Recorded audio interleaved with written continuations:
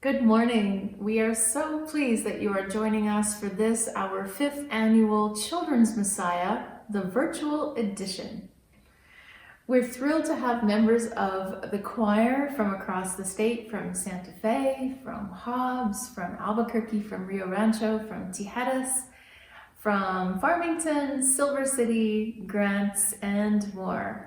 And I want to take a moment to offer a special thanks not only to the hardworking students and singers, but to their extremely talented and hardworking music teachers who prepared these children superbly.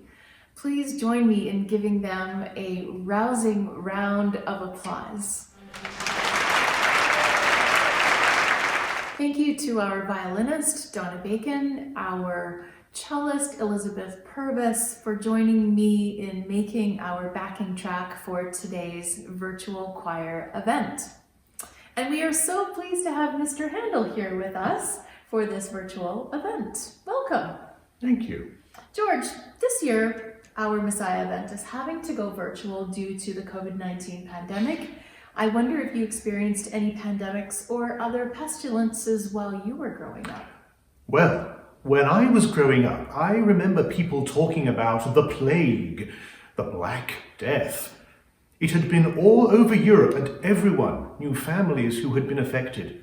And then, when I grew up and moved to London, England, people were very worried about smallpox, which was very nasty. Fortunately, since then, medicines and vaccines have been discovered, which means we don't have to worry so much about those things. Tell us a little bit about your musical upbringing. Well, I've loved music for as long as I can remember. I remember when I was 11, I played 4 different instruments: the violin, the oboe, the harpsichord, and the pipe organ.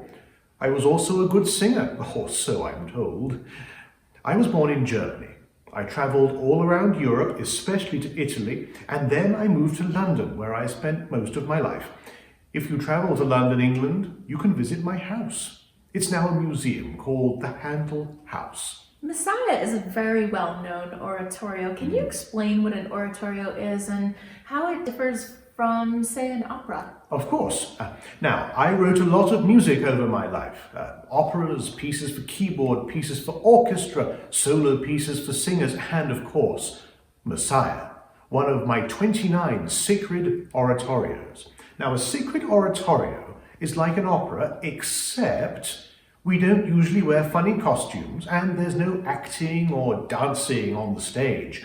The text that we sing is from the Bible, and Messiah uses a choir, an orchestra, and soloists. It sounds really complicated. How long did it take you to write that? Oh, I suppose it took about 3 weeks. 3 weeks, but it takes 3 hours to perform the entirety of Messiah. You must have worked incredibly fast. Can you tell us a bit more about it? Well, Messiah is in 3 sections. The first section is all about the Christmas story. Today, you will hear the Hallelujah chorus from the second section. I'm especially pleased with that one. I heard there was a story of the first performance of the Hallelujah chorus. Oh, you're right. Now, 278 years ago, we performed Messiah for the first time ever. The next year, we performed it in London, and the King of England was there. When we began the Hallelujah chorus, he was so impressed with the music that he rose to his feet. Now, as I'm sure you know, no one sits in the presence of the king. So the entire audience had to stand up too. So that's why people stand up when they hear the Hallelujah chorus. It's part of the tradition. Have you written any other pieces that have become part of the holiday tradition? Oh, I've written many pieces. There's one you might know. Joy to the world, the Lord is come. You wrote that too? I did, I wrote that. Ever since I composed Messiah, it's also been very popular. People perform it all over the world, and I am very proud of it. I myself performed it many times, and every time was different. Sometimes I added things, took things away, or just changed things that were already there.